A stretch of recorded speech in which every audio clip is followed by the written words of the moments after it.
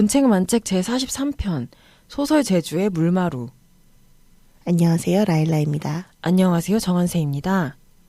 오늘의 책 소설 제주의 6번째 저자인 구병모 작가는 1976년 서울에서 태어나 2008년 장편소설 위저드 베이커리로 등단하였으며 아가미, 파과, 한 스푼의 시간, 단지 소설일 뿐이네 외에 다수의 작품을 출간하며 활발하게 활동하고 있습니다. 소설 제주는 제주를 배경으로 한 총 6편의 단편으로 이루어져 있으며 그중 마지막 단편인 오늘의 물마루는 앞의 이야기들과는 다른 시간적 배경, 그리고 그 속에서도 살아남기 위해 애쓰는 여성들의 이야기를 그려내고 있습니다. 구병모 작가님은 저희가 지난번 윤희영 작가님 작품 얘기할 때 이상문학상 문학사상사의 저작권 침탈 사건을 언급했는데 그때 문학사상사를 불매하겠다고 언급해 주신 작가님이기도 해요. 그래서 뭔가 이 두 작가님의 작품이 연달아 있는 것에 약간의, 왜냐하면 이 글을 쓰실 때는 그런 일이 있기 전이었으니까. 그렇죠. 그런데 이걸 엮고 나니까 하필 딱 두 분의 자리가 이렇게 이어져 있는. 네, 그랬습니다. 그래서 약간 기분이 묘했고요. 이 이야기는 약간 앞에 또 5편의 이야기들과는 조금 분위기가 달라요. 그래서 전 당연히 이야기 초입에는 현대 배경의 이야기일 거라고 생각했는데 제주 방언을 제가 몰라서 시대 배경을 짐작하기 더 어렵지 않았나 싶어요. 왜냐하면 아직도 제주도 분들은 제주도 방언이 남아있으니까? 그러니까 다른 도시가 안 남아있다는 건 아니고 좀 더 강하게 남아있다? 약간 그것도 내 편견인지 아닌지는 잘 모르겠지만 좀 더 현지어에 가까운 느낌? 그런 게 저한테 있어가지고 근데 고려 얘기라는 걸 알게 된 순간부터 이게 내가 예상했던 뭐 그런 이야기가 아니구나라고 생각이 들면서 정신을 똑바로 차리게 되더라고요. 맞아. 저도 이거 읽으면서 이게 그러니까 앞에 이야기들이 다 현대 이야기였으니까 이것도 현대겠거니라는 생각을 저희도 모르게 한 거죠. 근데 이거 정신을 똑바로 차리고 읽지 않으면 헷갈리겠다라는 생각을 저는 했었어요. 이제 제주 방언이 군데군데 섞여 있는데 이 방언이 막 이해하기 너무 어려운 느낌은 아니고 적당하다고 느껴졌거든요. 근데 뭔가 읽을수록 처음에 중간부터는 너무 해석이 약간 어렵다는 느낌이 드는 거예요. 근데 밑에 각주로 붙어 있잖아. 붙어 있어도 그 흐름이. 그래서 이게 SF 소설 읽기 식으로 읽어야 하나? 이런 생각을 하면서 읽었는데 그건 아니지. 맞아요. 그러니까 제가 이거 처음 읽을 때 제가 약간 집중력이 떨어져 있는 상태로 읽어서 더 헷갈리는 거예요. 그래서 이거 정신 차리고 읽어야 되는데 이런 생각을 저도 했고, 그래서 잠녀가 해녀 또는 잠수부를 의미한다는 걸 나중에 제가 알고 이 단편을 한 2-3번은 다시 읽었어요.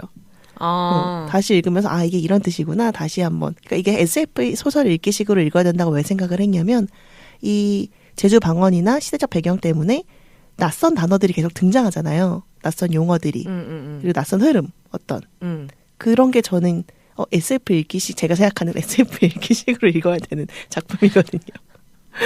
그랬고 태울이라는 직업군이 좀 신기하다고 생각했었어요. 맞아요. 그래서 저는 이 소설이 제주에 물 많고 말 많다는 이미지가 있잖아요. 그런 전형적인 이미지를 굉장히 영리하게 잘 이용했다는 생각이 들었는데 물질하는 사람과 말 기르는 사람이 나오는데 이제 둘 다 여성이고 둘이 주인공이죠. 해녀, 잡녀라고 말씀하신 그 해녀는 당연히 저희가 여성을 되게 많이 떠올리는데 말 기르는 여성은 사실 쉽게 떠올리지 못하잖아요. 그렇죠. 그래서 더 재미있었던 것 같아요. 자이아가 아무래도 원나라 사람의 후예 같다라는 생각이 들었고 제주도에 말이 많은 이유 중에 하나가 원나라 때 탐라, 그때 당시 제주도의 이름이죠. 와 교류가 활발해서 그랬다는 이야기를 들은 적이 있어서 아무래도 가능성이 있지 않나 라는 생각을 했어요.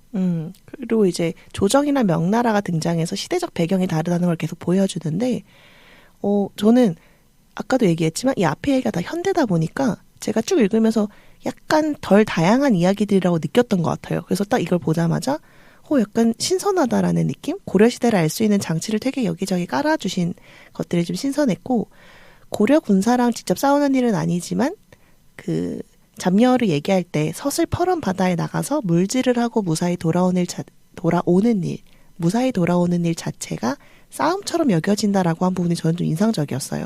그러니까 이 얘기 안에 싸우는 여성들이 계속 등장하는 느낌. 그래서 여기서 말씀하신 고려 배경인데 저는 되게 신기했던 게 고려에서 탐라를 경계하는 것처럼 그려지거든요. 맞아. 그것도 신기해요. 근데 생각해보면 또 그랬을 수도 있을 것 같아요. 지금 기준으로는 우리가 한나라지만 예전엔 백제랑 신라가 다른 나라였잖아. 그렇지. 그런 것처럼 고려와 탐라도 사실 한동안 다른 나라였거든요. 그래서 고려 초까지만 해도 탐라 국으로 정치적 독립성을 유지했다고 해요. 그러면 다른 나라지. 그렇지, 외국이지. 그렇게 생각하면 또 그렇게 경계할 만하다라는 생각이 들고, 여기 보면 목호라는 존재가 나오는데 역사에 1275년에 원나라가 탐라 총관부를 설치하여 원나라의 직할지로 삼고 말들을 기르는 목장들을 세우고 몽골군을 파견했는데 이들을 목호라고 불렀다고 한다. 그리고 1294년에 원나라가 고려의 요청으로 탐라를 고려에 반환하고 공동으로 치하했는데 원나라가 멸망하고 명나라가 들어선 후 목호의 난이 일어났고 고려가 군대를 보내 이 난에 진입했다고 한다. 라고 역사에 써 있거든요. 그러니까 이 소설의 시기적 배경이 이 목호의 난 때가 아닌가 싶어요. 그래서 명나라가 고려에게 원의 잔당을 치려고 하니 제주마 2,000피를 바칠 것을 고려에 요구했는데 제주 목호의 지도자들이 이에 반발하여, 왜냐하면 그 목호 지도자들은 다 원나라 사람들이거나 그 후예일 테니까. 그렇죠. 그 쿠빌라이 칸이 방목하신 말을 우리가 어찌 적국인 명에 보낼 수 있느냐 하면서 350필만 내주었다고 해요. 소설에서도 이 내용이 나오는 거 보면 아마도 이때일 것 같고 확실히. 그래서 원나라와의 교류도 오래 지속되어 왔고 탐라 자체가 독립국으로서 살아왔다는 기억이 남아있다면 확실히 이제 고려와 다른 나라라고 스스로 생각했겠구나. 그리고 이런 고려에 대한 반발심? 특히 이제 탐라 총독부가 있을 정도면은 원나라 사람들도 되게 많이 살았을 거고 하니까. 그렇죠. 총독부는 아니고 총관부. 총관부.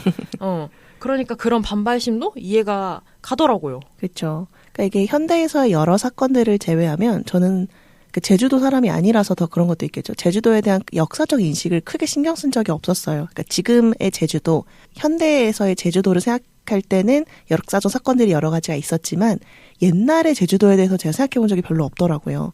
근데 탐라가 그 자체만으로도 삼국시대든 뭐 고려시대든 다른 국가들에게 위협을 받거나 독립적인 지역으로 여겨지는 경우가 계속 있었던 거라는 걸 이제 안 거예요. 이걸 읽고 이제 대본도 쓰고 하면서.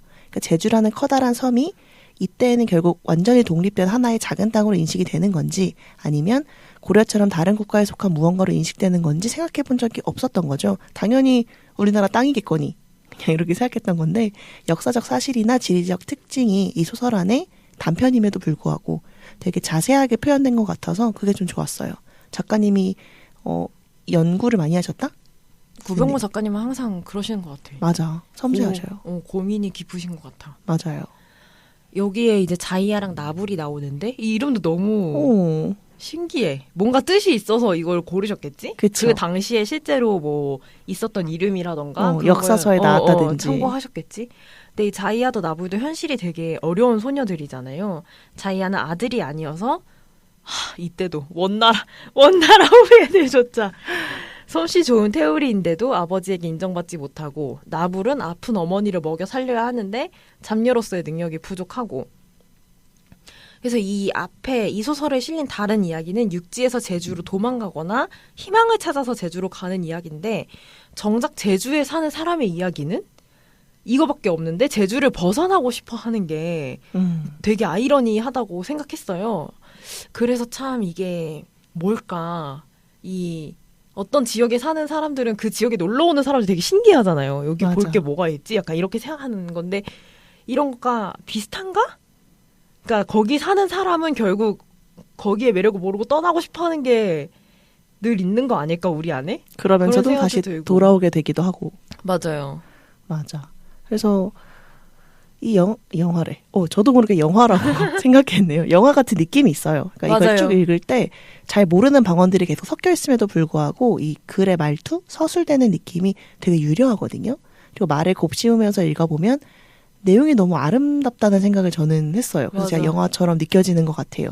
이 이야기 자체가 아름다운 이야기는 사실 아닌데 뭐 전쟁도 나오고 죽음도 나오고 불행한 이야기들도 계속 나오는데 이 두 사람의 만남이나 감정선이 되게 아름답다고 느껴졌고 이 물마루라는 뜻이 뭘까 계속 생각했거든요. 그래서 이들이 물마루를 넘어갈 수 있었을까.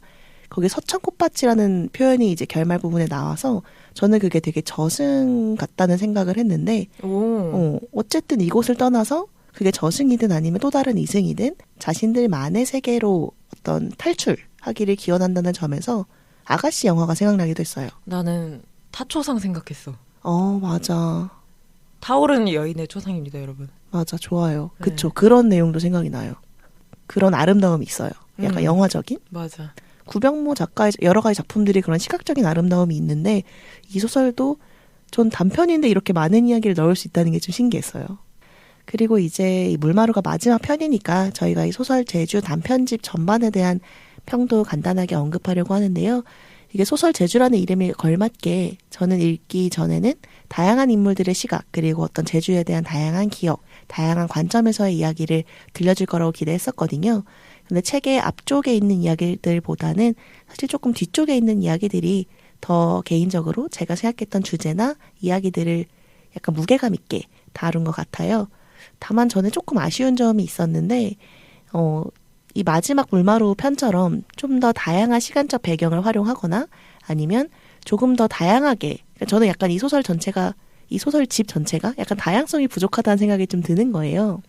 그래서 좀 더 독자의 몰입이나 공감을 이끌어낼 수 있는 다양한 관점의 이야기가 많았으면 좋았을 것 같은 아쉬움이 있고요. 그리고 앞쪽의 이야기들의 대부분이 너무 제주도를 관광지로서 여행지로서 다루는 사람들이 너무 많이 나왔다는 느낌이 들어요.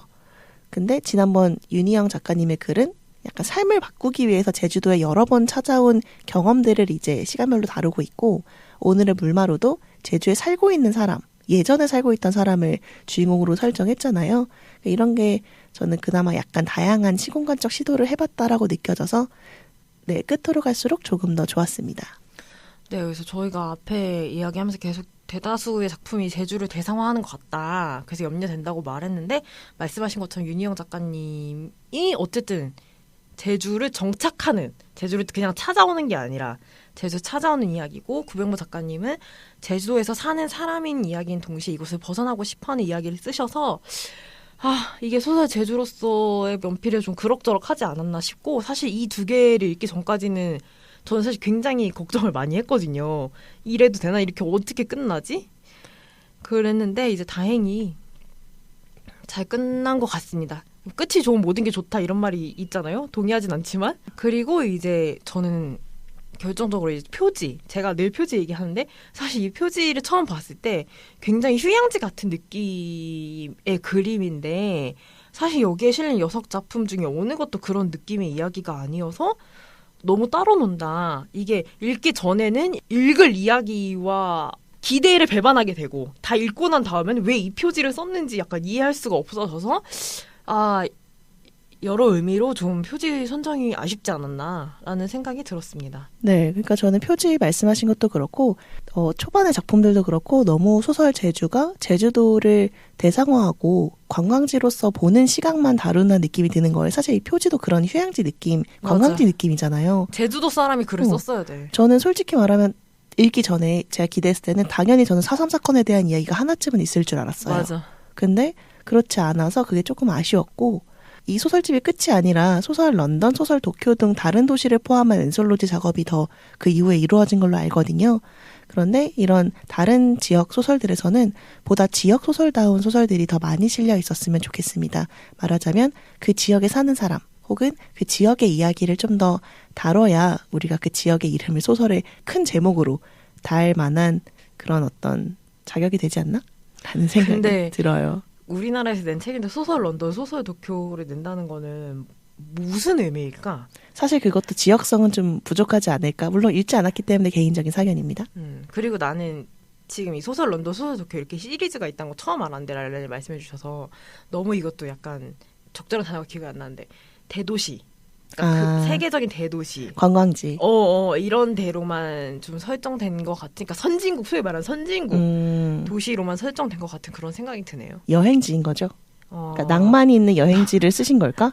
그렇게 생각하면 조금 굉장히 부적절하다는 생각이 드네. 네, 그렇습니다. 아무튼 지역 소설을 쓰시는 분들이 좀 더 많은 깊이 있는 지역에 대한 고민을 같이 해주셨으면 좋을 것 같아요. 그러면 저희 오늘 이렇게 구병모 작가님의 물마루 마무리하면서 소설 제주도 끝내려고 합니다. 저희 다음 책은 이제 저의 지인 찬스죠. 지인 찬스. 퍼스트 콘택트라는 신간이고요. 다에다에서 나온 앤솔로지입니다. 말 그대로 퍼스트 콘택트를 주제로 한 SF 앤솔로지고 책 제목도 퍼스트 콘택트입니다. 거기에 이제 8편이 실려 있는데 저희 처음에는 서강범 작가님의 작품 읽도록 하겠습니다. 재미있는 책이니까 여러분도 미리 읽어주시고 저희랑 같이 방송을 즐겨주시면 좋겠습니다. 그리고 저희 팟빵과 팟캐스트 아이튠즈에 좋아요와 구독 많이 눌러주시고 저희 방송 널리 알려주시고 저희가 유튜브 시작한 거 여러분 알고 계시죠? 유튜브도 구독과 좋아요, 기타 등등. 사실 유튜브 이제 시작하고 이제 관리하기 시작해가지고 너무 아직도 어려운 거 투성이인데 네. 관심 있으신 분들 많이 들어주시면 감사하겠습니다. 알림 설정도 많이 해주시고요. 그리고 저희 트위터와 인스타그램 좋아요와 팔로우 많이 해주시고 리그램과 리트윗도 많이 해주시기 바랍니다. 저희 400명 이벤트 도대체 언제쯤 할 수 있을지 제가 그래서 미리 말씀드리지 말자고 했는데 아직 5명 남아있고요. 그래서 떨어지지 않는 게 어디야. 늘었어요. 400명 이벤트 되는 날을 기대하며 저희 기다리고 있겠습니다. 그럼 지금까지 목이 아픈 정한세 그리고 라일라였습니다. 프로페셔널 페미니스트가 되는 그날까지 페페였습니다.